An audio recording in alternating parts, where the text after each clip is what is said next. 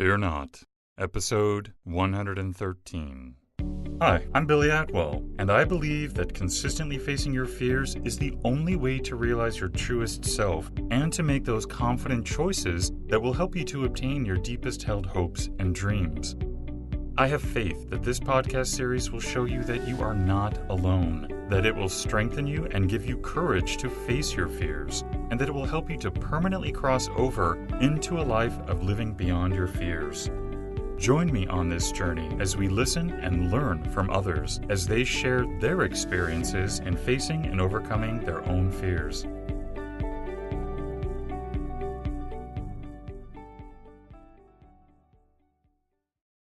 Hello, everybody. Today you and I are going to be joined by Dawson Church. Welcome, Dawson. How are you today?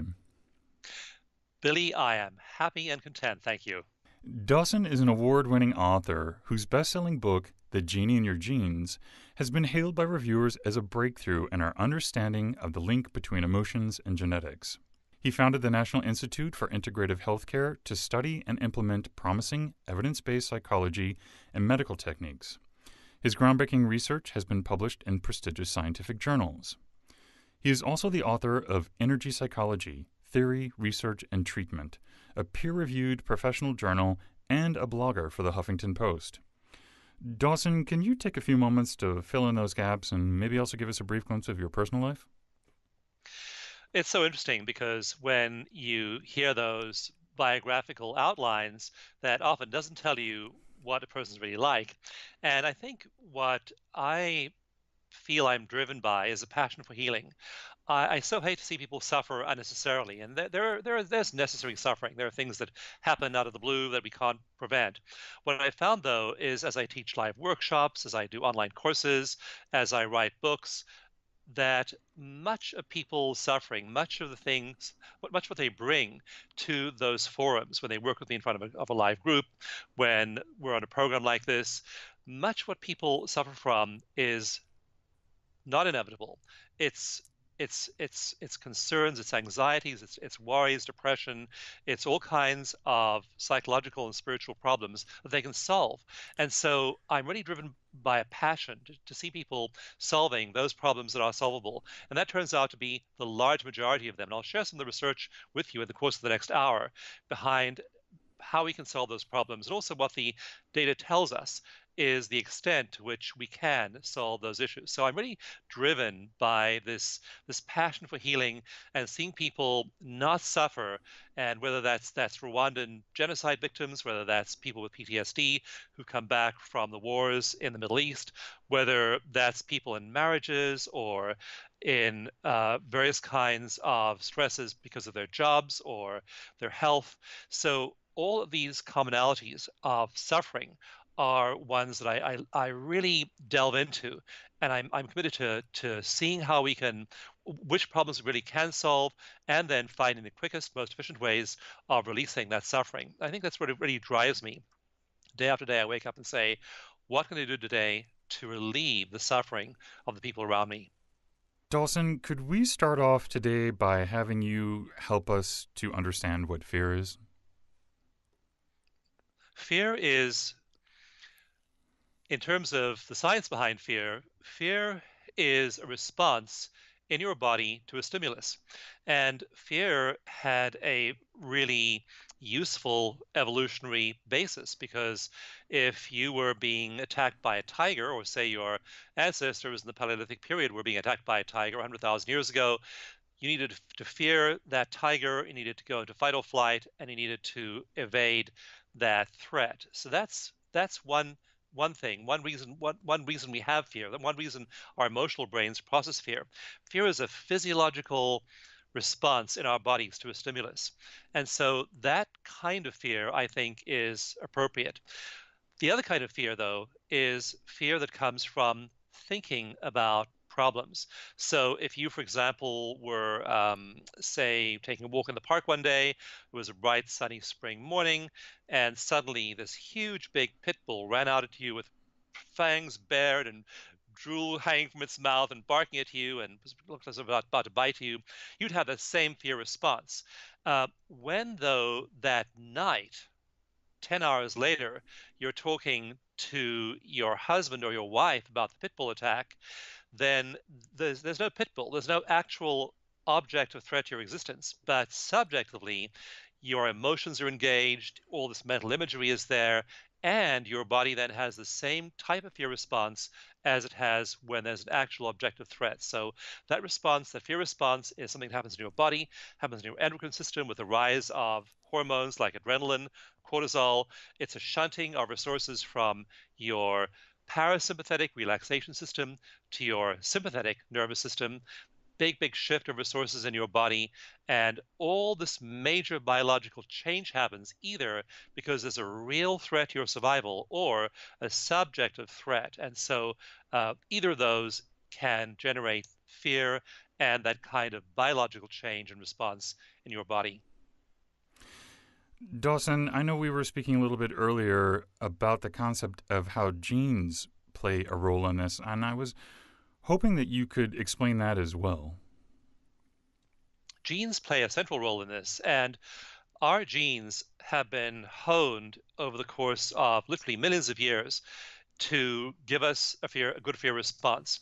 In fact, some of the genes, for example, that code for those hormones like adrenaline and cortisol, they're on chromosome number 6 in our cells, and those genes are so highly conserved they haven't changed for literally hundreds of millions of years. They were perfected a long time ago, and now they're very similar to in our human bodies today as they were in the bodies of the dinosaurs. So these survival mechanisms were honed by Mother Nature literally hundreds of millions of years ago, and these genes are very stable.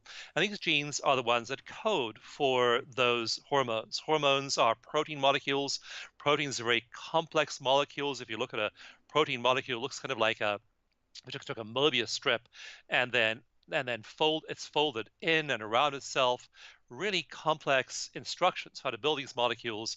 And for our bodies to learn to do that, they need blueprints. Those blueprints are the genes. And so when we have a fear response, the genes that code for those stress hormones are turned on. We just call that gene expression.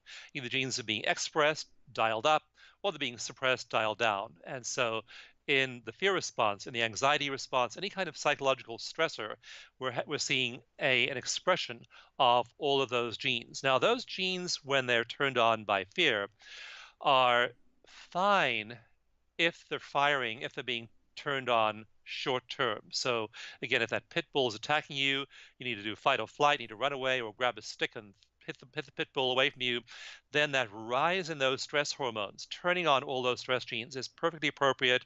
Nothing bad happens to your body if you defend yourself. In fact, you then survive and live to take a walk in the park the next spring morning. But the problem is that if you think about that pit bull attack, even more if you obsess about that, if you start to worry every time you go to the park, if your adrenaline starts to rise when you just think about going to the park, now suddenly you've got a phobia. There are people literally who are shut-ins, who don't go outside because they're so afraid of all the things that might happen outside their space in the big bad world. Now what happens is that fear is driving expression of those genes that code for cortisol and adrenaline sky high. We're now dialing up that stress response, not when there's a real threat, but based on the threats in our minds. And those threats in the real world, the tiger, the dog, those are here and they're there and gone in a few seconds. But if we obsess about them, if we become phobic, if we fear them in a chronic way, then we're turning on all that stress biochemistry day after day after day, and that has incredibly corrosive effects in our body. In my book, The Genie in Your Genes, I have one chapter where I talk about what high cortisol does to your body if you have it, if those genes are expressed day after day. And over time, cortisol has many bad effects in the body. One of them is that it very quickly erodes your memory, especially the ability to turn short-term into long-term memory. all the faculties of learning start to degrade. In the brain, the learning center is the hippocampus, and high cortisol produces calcification, hardening of the neural circuits in the hippocampus. You can't learn as effectively. High cortisol produces a reduction in bone density, so you start to have bone loss. People who have osteoporosis often have high cortisol because of high stress. It produces a reduction in muscle mass. People who are stressed lose muscle mass. It produces an increase in the loss of skin elasticity. We get more wrinkles when we're stressed. I look at some of the photographs of the refugees, for example, that are coming out of Syria. And I remember looking at the photograph of one guy he was holding a child. And I thought, oh, he's holding his grandchild. And then I read the caption. No, it's actually his child. And his face looks 25 years older than his chronological age because he's so stressed. And again, that really affects the skin. So skin, bone, muscle, all of our tissues are compromised if we have high cortisol over time. We know too that it leads to increased deposits of fat around the waist and hips. And again, there are just a huge number, a big long catalog of bad things that happen if we're stressed over time. So again, our bodies are meant to respond to any kind of external real stress with a short-term spike in those stress hormones, dialing up those genes. And then if the threat passes, your body rapidly dials down those genes again. So, for example, after the dog is maybe the dog's owner calls it back, the dog runs away, the threat's over. If you sit on the park bench and just take a few deep breaths, I'm going to share with you some meditation techniques later on in the hour. Meditate, de-stress yourself. Your cortisol starts to break down in 3, 5, 7 minutes. In about 20 minutes, you feel totally calm again. And that's because the body rapidly then disassembles those complex protein hormone molecules like cortisol and adrenaline. And then it makes those biological resources available for things like cell repair, skin regeneration, muscle mass maintenance. So if you have a normal stress response and those stress genes are turned on, making all those hormones, in the short term, no problem. If you're obsessing about the bad stuff, then you're turning on those stress genes all day, every day, and that's what really hammers your body long term. In various studies, for example, the very famous study called the Adverse Childhood Experiences Study, or ACE, Adverse Childhood Experiences Study, the researchers looked at 14,000 adults, and they found that those who had high levels of unresolved childhood trauma, these people who'd had bad things happen in their childhood, hadn't been able to dissipate the stresses of those, they found that 50 years later, that's half a century later, Billy, those childhood stressors were resulting in higher rates of cancer, heart disease, diabetes, obesity, suicide attempts, hepatitis, and a whole list of other both physiological and psychological diseases. So this has a really bad effect on our body if we're stressed long term, as those genes are dialed up day after day, week after week, month after month, and year after year. So that's a little snapshot of what happens in your body in terms of gene expression in response to either one of those objective threats, like the dog, like the tiger, or the subjective threat of the paper tiger in your mind. So, if I'm understanding correctly, fear is kind of like a door between two channels, between either like healing or destructive qualities. So it actually blocks off your body from doing the good things, and it actually forces your body to like destroy itself. Is Yeah. Long term it does. If you look at the research, longevity research, for example, on optimists versus pessimists, and there are different studies give you different time frames, but having a pessimistic way of looking at the world, seeing the world pessimistically in various research compilations, results in a lifespan about 8 years shorter. Being depressed results in a lifespan in a big meta-analysis of various pieces of research. The meta-analysis showed that being depressed will cut about 9 years off your lifespan. And think about that. So you're retiring at age 65. Maybe you're going to live till age, say, 70. You'd live till age 78 or 79 if you weren't pessimistic or depressed. Not only that, those last years of your life are likely to be much less healthy if you have a negative way of looking at the world. So absolutely, this is affecting your health today, and it's affecting your longevity long term, and it's having a dramatic effect on all the systems of your body. So living in fear goes beyond just your mental state and reaching goals. This is like so much more than this is like a whole new level. So what can we do? What's what can we do to not live this way? Well, it's hard to change because our survival as a species was predicated on having a really good fear response. So just think back to those examples of your ancestors 100,000 years ago. So you have these hominids 100,000 years ago. They're emerging from the Great Rift Valley in Africa. They're starting to migrate to different parts of the world. And their ability to survive all the threats and challenges that face them in the environment depends on how good they are at fear. If those stress genes turn on quickly, just say they're two brothers walking along the riverbank, and suddenly a crocodile appears. This is 100,000 years ago. So two brothers walking along the riverbank, they do this every day. Crocodile appears, and the one with the stress genes that kick on just a nanosecond faster is able to run and respond a little faster than his brother. So he's the one that lives, his brother dies. So he's the one that then reproduces while his brother does not. So in every generation, the ability to get stressed, be fearful, and get stressed quickly was actually crucial to the ability of our ancestors to survive. So you multiply this effect, weeding the people with a slower genetic response out of the gene pool, slower fear response, weeding them out of the gene pool, generation after generation after generation. Multiply that by hundreds of generations, you have people who are really good at fear, and that's been this evolutionary adaptation that was highly useful to our ancestors. The trouble is, we now find ourselves in a world where the closest I come to a crocodile is a zoo. So none of those bad things are there in my environment. What there is in my environment is worry. And so I'm worried, I'm concerned, I'm thinking about all the bad stuff that might happen that never actually does happen, and I'm driving myself into that same kind of state. So now that's taking that toll on my biological resources. Also, our ancestors, 100,000 years ago, they weren't living to 60. Very few of them made it till 40. If you made it to the age of 40, you were the wise elder of the tribe. Now, 40 is young, and lots of people are making it past 50, past 60, past 70. There is a whole new crop of centenarians making it to 100 or above. And so now that very ability to become afraid quickly that benefited us so much along the evolutionary pathway is killing us.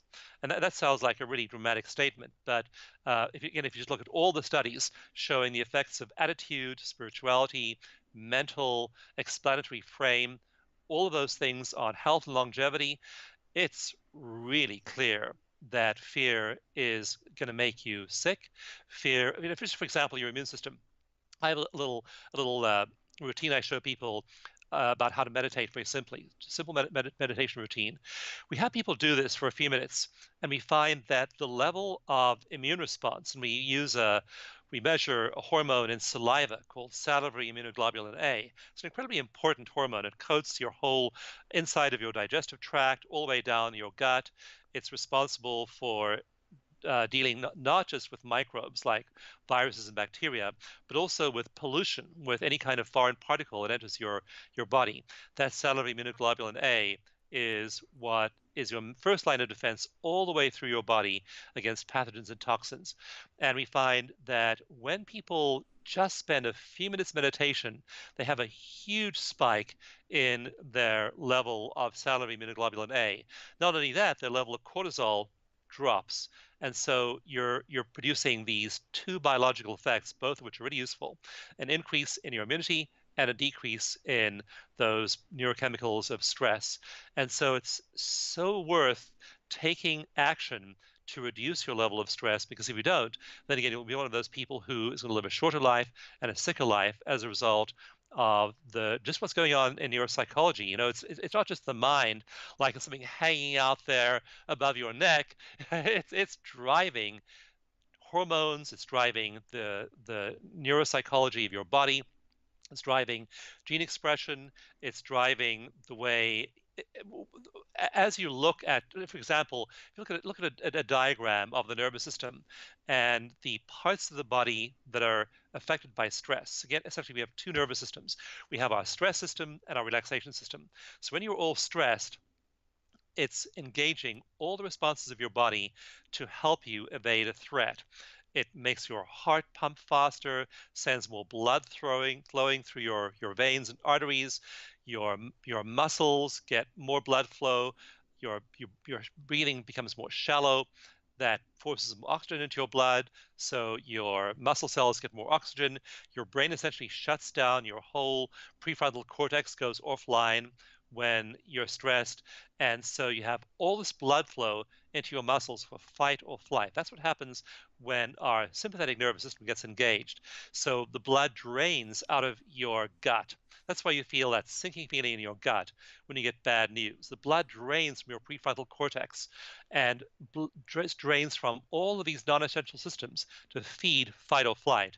Then, when you get relaxed, the parasympathetic nervous system kicks in, and the exact opposite effect happens. So blood flows back into your gut, flows back into your reproductive system, into your immune system, back into your brain, and all kinds of beneficial changes start to occur. Your cells communicate better. They start to communicate with each other, and the different systems start to work together. Your digestion improves, your brain function is enhanced, and all kinds of good things happen when you relax. So we have these two systems, and at any moment of any day, either we're nudging ourselves toward the stress part of the continuum or toward the relaxation part of the continuum. And we're doing that by our choices, by what we say, what we think, by the types of information we allow to flow into us, by our spiritual practices like meditation, like mindfulness. All of these things produce change. And the exciting thing is, if you keep on doing this, that it actually permanently changes the way your brain processes information. I'm working on a new book now under contract with Hay House. It'll be released in the middle part of next year. And for the very first time, I'm putting together all the research showing the shifts in the brain, and they are absolutely amazing. We're taking a case history, for example, of one guy who was a real skeptic about meditation, all this fuzzy-minded new age mumbo jumbo. I didn't believe in any of it. And he was a TV journalist. And so the researchers put him in an MRI machine and they measured the volume of all the different parts of his brain. So they measured each of the four main lobes of the brain. They measured the size of the middle part of the brain, the emotional brain, the ancient reptile brain at the base of the brain. They measured the volume of his brain. Then he was put on an 8-week mindfulness and meditation program. So 8 weeks he spent doing mindfulness meditation, and he became a lot calmer, and his behavior changed. He was much more able to handle all the emotional stressors of life.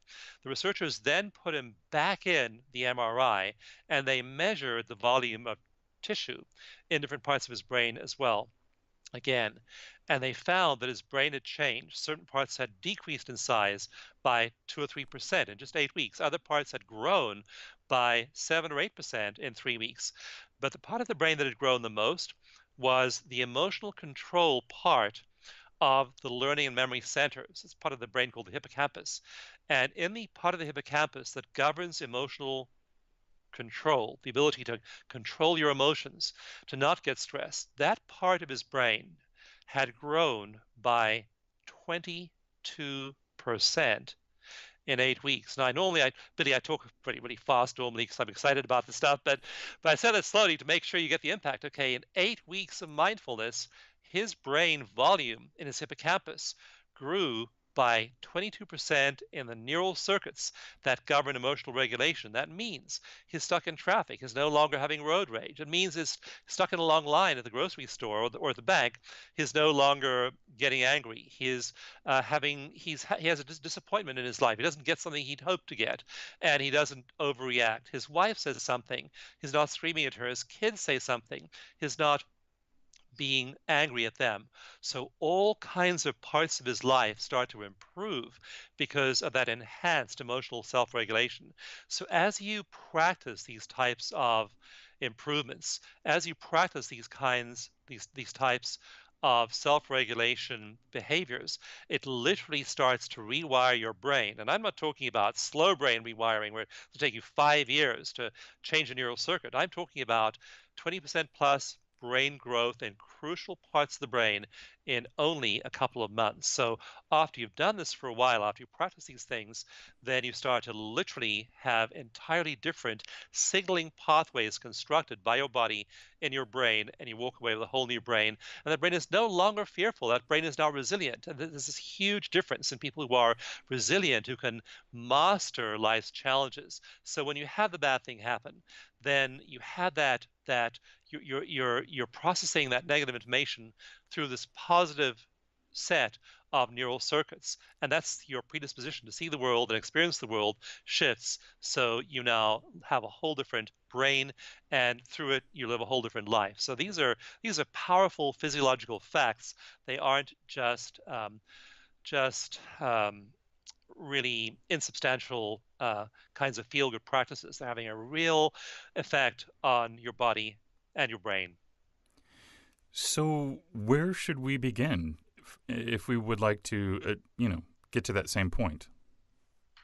Two things I do every day. I meditate every morning, and I meditate every morning because I want to predispose myself to having a good day. If I meditate every morning, I feel calm, I feel centered, and that I am able to face the challenges of each day with a sense of equanimity, a sense of calm, a sense of inner peace. So you bring that inner peace to your daily experiences. You are much more resilient if you meditate. So you wake up every morning, I meditate. And I'll share with you a little later in the program a meditation routine called eco meditation. That's ECO meditation, because I developed this about 10 years ago for people who have been unable to meditate using other kinds of methods. Like when I learned meditation around 15 years of age, I went to meditation class, met a meditation master, and he said, meditation is really easy. All you do is you still your mind. So I heard him say that and think, still my mind? How do I do that? And so here I am, decades later, and I just can't still my mind. Most people can't make their mind still. The mind is meant to be on high alert most of the time. It's hard to still the mind. So I've developed a way of meditating that it's for just normal people without any kind of spiritual belief, and is based on physiological cues to your body to relax. So the first thing that's important to do is to meditate every morning. What also starts to happen if you meditate every morning is you start to have different kinds of firing patterns going on in your brain. And there are several different kinds of brain waves that neuroscientists study, but the crucial ones that really increase if we meditate are alpha waves and delta waves. Delta is the slowest wave. Alpha wave is the connection between the subconscious and unconscious mind. Those two types of waves start to change, and those parts of the brain start to wire together. There's a famous saying by a neuroscientist from the 1940s that says that those neural circuits that fire together wire together.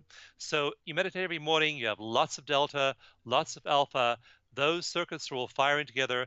Those brain patterns then result in neural pathways that wire together. So now you're changing the wiring of your neural network. And that gives you this predisposition, this good start to a day.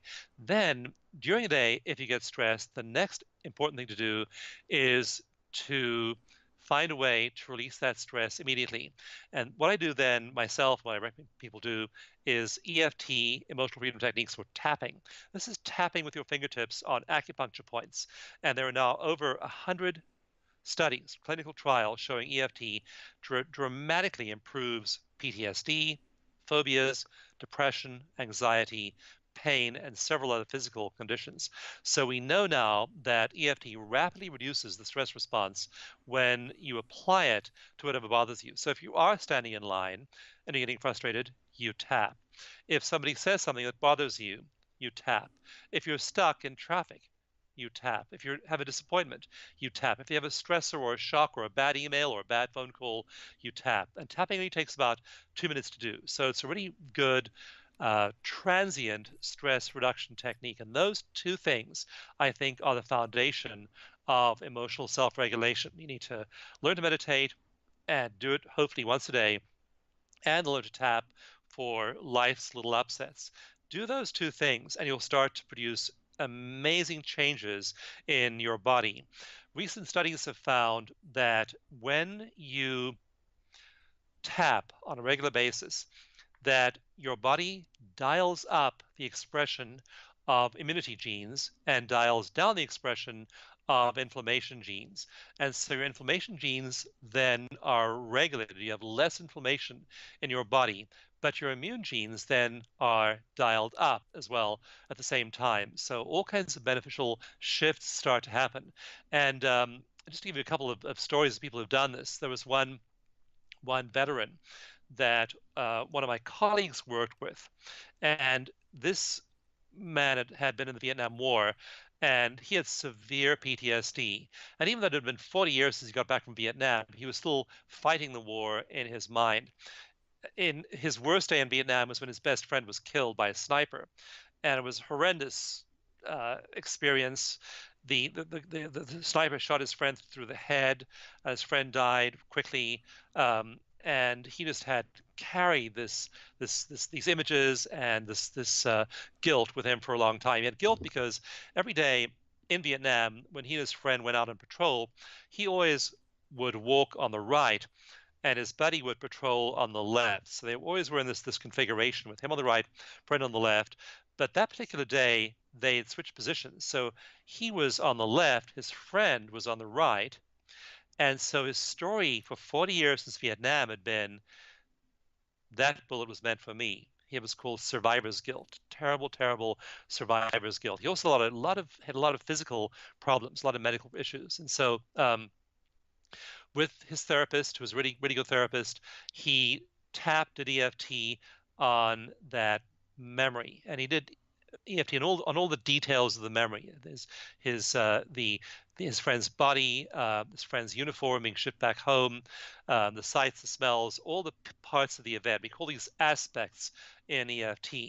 And he tapped on all the aspects of the event, and suddenly he had this epiphany. His eyes opened wide. He suddenly said, "I just realized just the way I wish I died in his place, he would have wanted to die for me as well."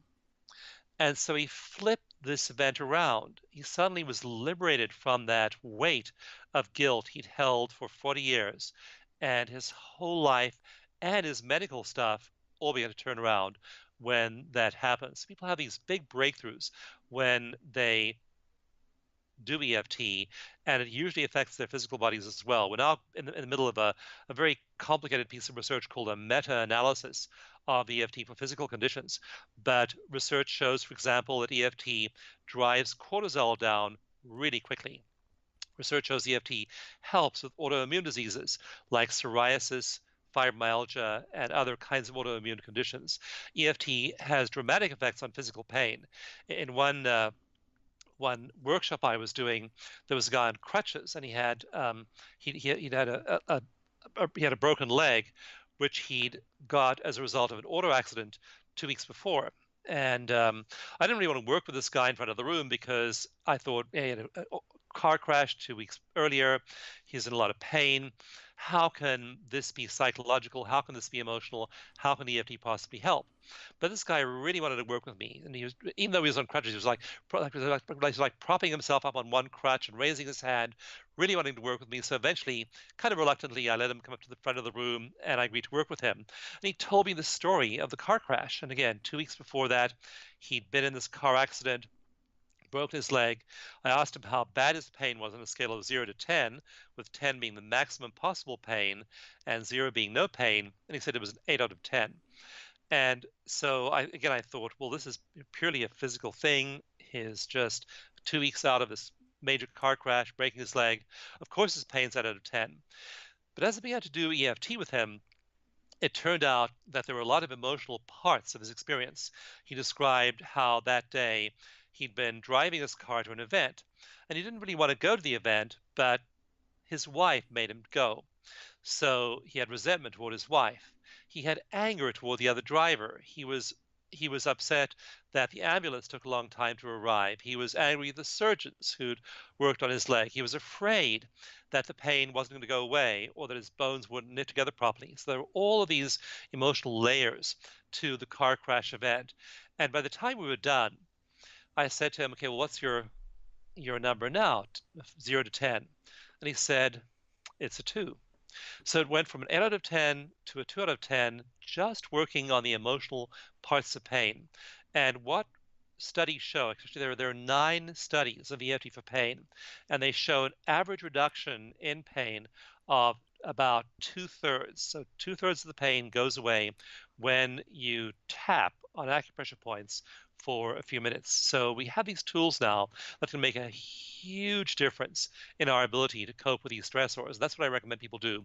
Learn tapping, learn meditation, have that baseline of resilience, and then when the bad stuff happens inevitably in life, go ahead and tap to bring your triggering levels down. Would you mind sharing one of your meditation techniques with us today? Happily. So don't do this if you're driving, because I'm not telling you to close your eyes. But actually, I'll share a little combination of hypnosis, neurofeedback, tapping, and mindfulness. We'll do a little bit of all of those things.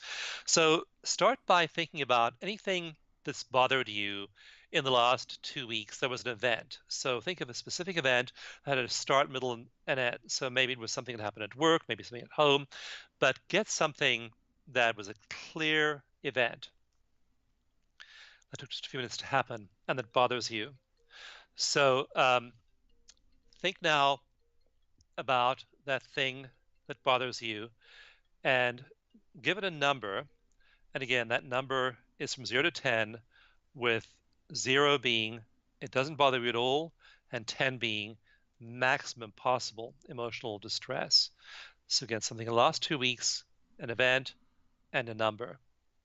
Billy, do you have one of your own you're thinking about? Yes, actually. Don't tell me what it is. Don't tell me what it is. You don't have to just describe what it is. It's your secret.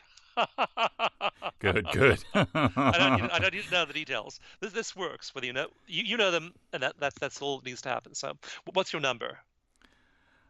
I would say about a 7. 7. Okay. And give me just one word to describe the event. Disappointment. Disappointment. Okay. So that's good enough. Now, take 3 fingers and tap on the side of your other hand with those 3 fingers just below the joint of your little finger. It's called the side of hand point in acupuncture or acupressure. But you're tapping one of your meridians there, just tap there and say out loud, even though I had this disappointment, Even though I had this disappointment, I accept myself. I accept myself. I'm okay. I'm okay. I'm safe. I am safe. It's over now. It's over now. Keep tapping on that point. Even though I had that disappointment, Even though I had that disappointment, I'm safe. I am safe. It's over now. It's over now. Take 2 fingers and tap between your eyebrows and say the word disappointment. Disappointment. Take those same 2 fingers, tap under your nose, say out loud disappointment. Disappointment. Tap under your lower lip, again disappointment. Disappointment.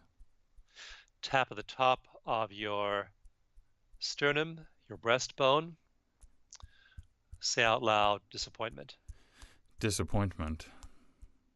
Tap again on the side of your hand, disappointment. Disappointment. Even though I had that disappointment, Even though I had that disappointment, I accept myself. I accept myself. I'm okay. I'm okay. I'm safe. I am safe. Okay, take a breath. Now stop tapping, close your eyes. If you're seated, let your feet be flat on the floor. Feel your hands. Feel the volume of your feet. And just feel the breath flowing naturally in and out of your body. Breathing in, breathing out at your natural pace.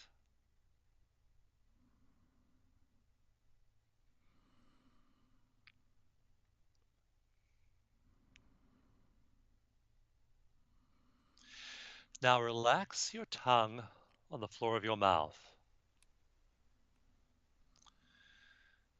Let your tongue be completely loose on the floor of your mouth.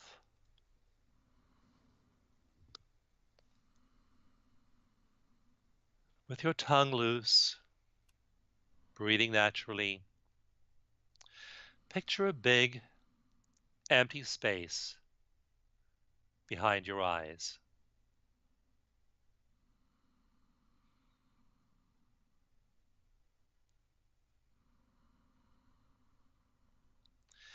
Tongue relaxed on the floor of your mouth. Big, empty space behind your eyes.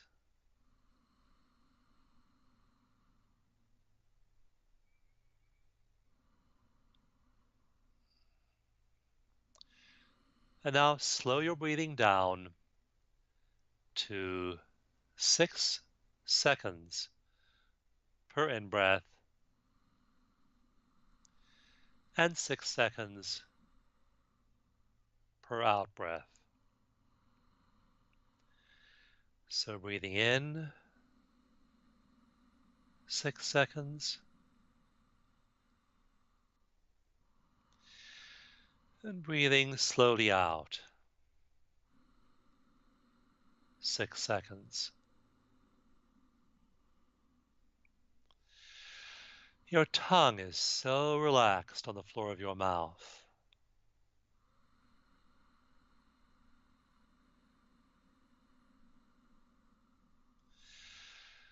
Big empty space behind your eyes.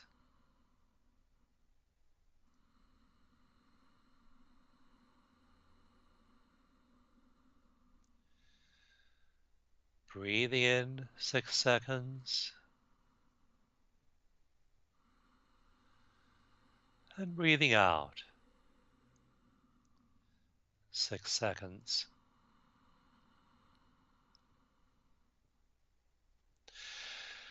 And as you breathe in and as you breathe out, imagine breathing in and out through your heart.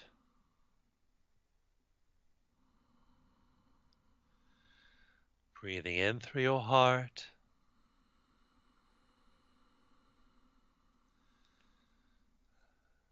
And breathing out through your heart.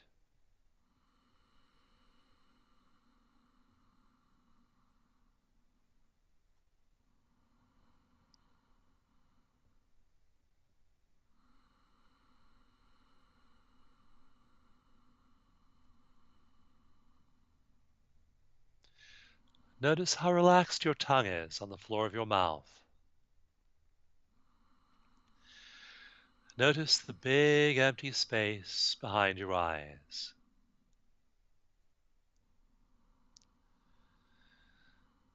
6-second in-breaths through your heart.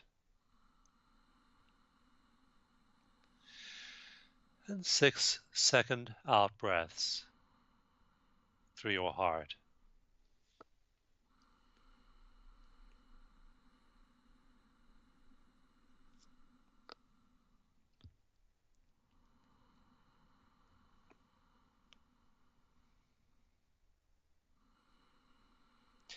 And as you breathe out, Imagine a beam of love flowing out from your heart,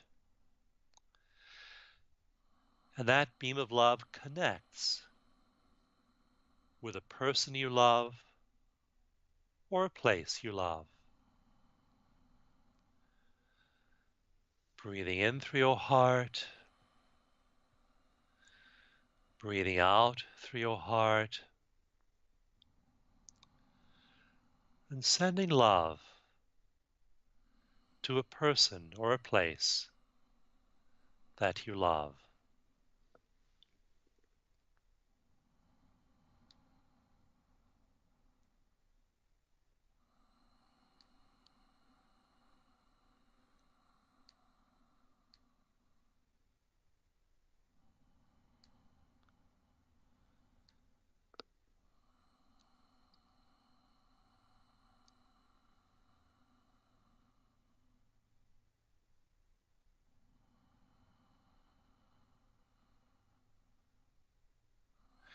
Feel the energy moving from your heart to that person or place that you love.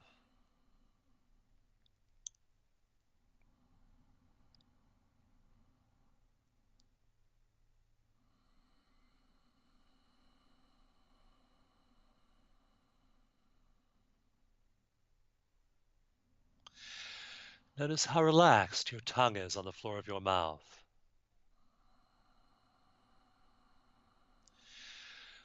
Notice the big empty space behind your eyes.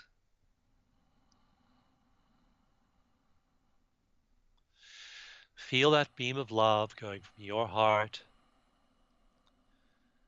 to the person or place you love. And now with the next breath, bring that beam of love energy back into your own heart.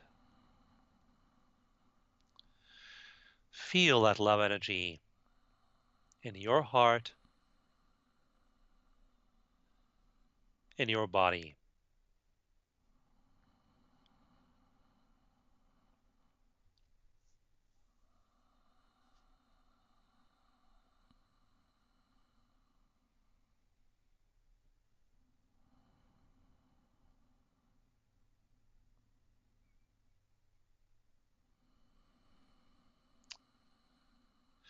And with the next 3 breaths,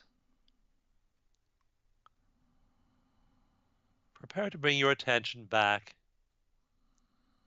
into the here and now. Feel your feet. Feel your hands. And now tap again gently a few times on the side of your hand as you open your eyes. Look around you. Notice what kind of a day it is.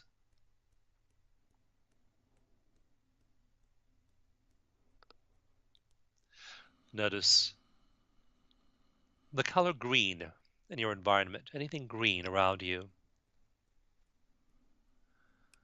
Notice anything red around you. Stop tapping and just feel your body again.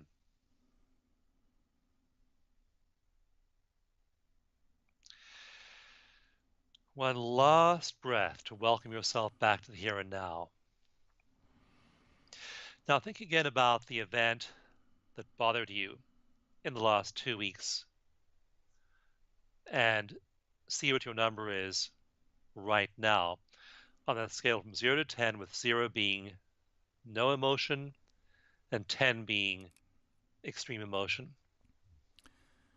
It's 0. I can't even maintain a focus on it. it won't it won't stay in my head. It's amazing. Yeah. It's amazing how that happens. When we calm ourselves, all of those worries, all of those bad incidents from our past just lose all of their emotional charge. And all we're doing here, Billy, is we're just sending, I didn't try and talk you out of it. I didn't have you explain it. There was no talk therapy going on here. There was no cognitive change. It was just sending signals to your body that you're loved, you're relaxed, all is well.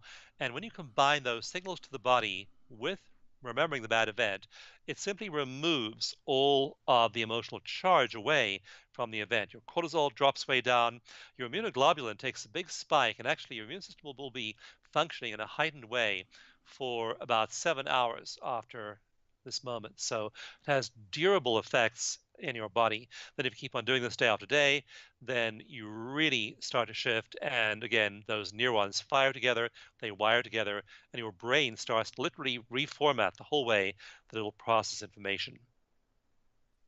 So that's removing optional suffering. Again, if we hadn't done this, you keep on suffering. And so we can't stop the bad things happening in our lives necessarily, but we can stop suffering. And so that's what I mentioned at the very beginning of the show is the important thing is to really release the suffering that's optional, that's created by our memories, that's created by our minds. That's the main thing to do. And that sets in place this whole catalyst. It catalyzes all of these good, this whole chain reaction of good things in our bodies too. Dawson, if someone would like to learn a lot more about this, and I hope everyone does, or they just want to connect with you, what's the best way for them to do that? The best way is through my website, dawsongift.com. And right now, actually, I'm running a 21-day tapping challenge with that very meditation, but it's 7 minutes a day, and it is customized to the five biggest life areas: health, money, relationships, career, and spirituality.